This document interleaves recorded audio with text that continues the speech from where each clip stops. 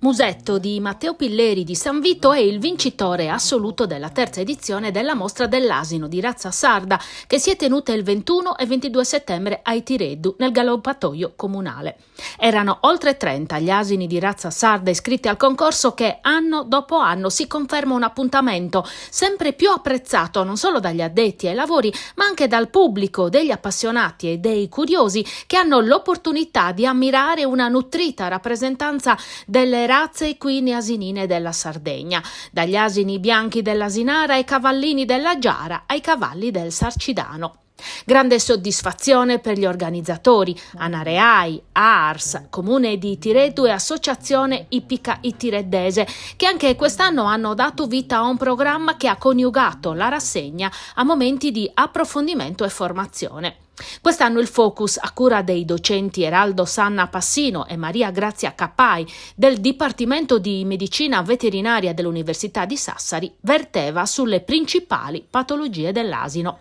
La classifica femminile ha visto al primo posto Chilivani di Antonio Canu di Itireddu. In quella maschile il podio è andato a Musetto di Matteo Pilleri di San Vito, che è risultato il vincitore assoluto dell'edizione 2024 della rassegna e che dunque parteciperà di diritto alla Fiera Cavalli di Verona in programma a novembre.